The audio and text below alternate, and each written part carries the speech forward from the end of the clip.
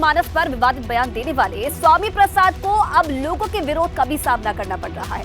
साथ ही साथ इस मुद्दे पर अब सपा के भीतर से भी बगावती सुर उठने लगे हैं। अब स्वामी प्रसाद मौर्य के सामने ही उनका विरोध शुरू हो गया है। वाराणसी के रामनगर इलाके में कुछ ऐसा ही देखने को मिला। रविवार सुबह 11 बजे मौर्य का काफिला सोनभद्र के लिए शहर के पांडेपुर इलाके से निकल रहा था। इसी दौरान टेंगरा मोड़ के पास कुछ हिंदूवादी संगठनों ने विरोध किया। इस दौरान लोग हर हर महादेव के नारे लगाते हुए नजर आए। बताया जा रहा है कि स्वामी प्रसाद की गाड़ी पर स्याही भी फेंकी गई। सपा के भीतर ही खुले तौर पर मौर्य के खिलाफ मोर्चे खुलने लगे हैं। सपा विधायक राकेश प्रताप सिंह ने कहा कि श्री राम के चरित्र पर टिप्पणी करने वाला ना तो सनातनी हो सकता है और ना ही समाजवादी। मेरा दुर्भाग्य है कि वो मेरे दल का नेता है। ये मेरा, इसमें मैं और कुछ इससे ज्यादा नहीं कह सकता हूँ। ये मेरा दुर्भाग्य है कि वो मेरे दल का नेता है और मेरे दल का प्रतिनिधित्व कर रहा है। दरअसल पिछले कई दिनों से स्वामी प्रसाद मौर्य का विरोध लगातार हो रहा है, लेकिन स्वामी प्रसाद मौर्य भी अपने स्टैंड पर कायम है। कुछ धर्म के ठेकेदार धर्म के नाम पर देश की महिलाओं, आदिवासियों, दलितों, पिछड़ों को अपमानित करने का काम करते हैं। सत्याग्रह की शुरुआत करते हैं तो Uttar Pradesh global investor summit का आज समापन हो गया है। 10 फरवरी को समिट का उद्घाटन प्रधानमंत्री नरेंद्र मोदी ने किया था और समापन समारोह में राष्ट्रपति ने शिरकत की। राष्ट्रपति द्रौपदी मुर्मू ने सीएम योगी को ग्लोबल इन्वेस्टर समिट के लिए बधाई दी।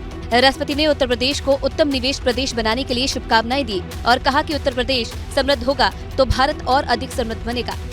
समिट के समापन समारोह में सीएम योगी ने दावा किया कि ऐसा पहली बार हुआ है जब उत्तर प्रदेश को 33,50,000 करोड़ के निवेश प्रस्ताव प्राप्त हुए हैं। निवेश महाकुंभ के अवसर पर उत्तर प्रदेश को 33,50,000 करोड़ रुपए के प्रस्ताव प्राप्त हुए हैं। सीएम योगी ने बताया कि पहले निवेश एनसीआर के लिए होता था, लेकिन इस समिट में प्रदेश के सभी जिलों में निवेश हो रहा है।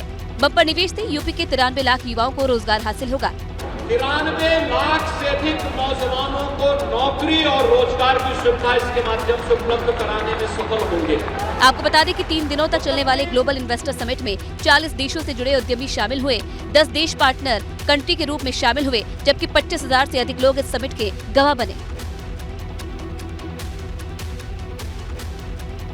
वही देश की सियासत में बड़ी हलचल उस वक्त देखने को मिली जब राष्ट्रपति द्रौपदी मुर्मू ने महाराष्ट्र समेत 13 प्रदेश के राज्यपालों को बदल दिया। कई राज्यों के राज्यपालों का तबादला हुआ तो कई राज्यों में नए चेहरों को तवज्जो मिली।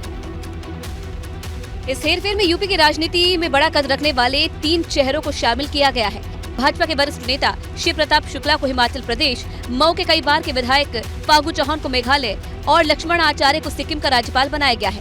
यूपी से 3 चेहरों को शामिल करने के सियासी तौर पर 2024 की रणनीति मानी जा रही है। 24 के लिए सोशल इंजीनियरिंग सवर्ण वर्ग से शिव प्रताप शुक्ला आते हैं हिमाचल प्रदेश के राज्यपाल का दायित्व, जबकि दलित वर्ग से लक्ष्मण आचार्य आते हैं जिन्हें सिक्किम का राज्यपाल नियुक्त किया गया है।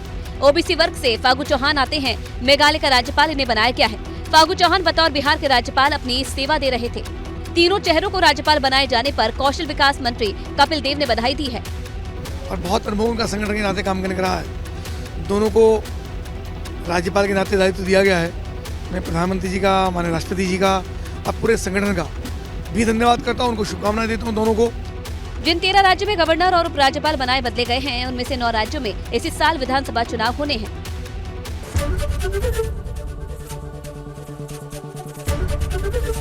एबीपी गंगा, खबर आपकी, जुबान आपकी।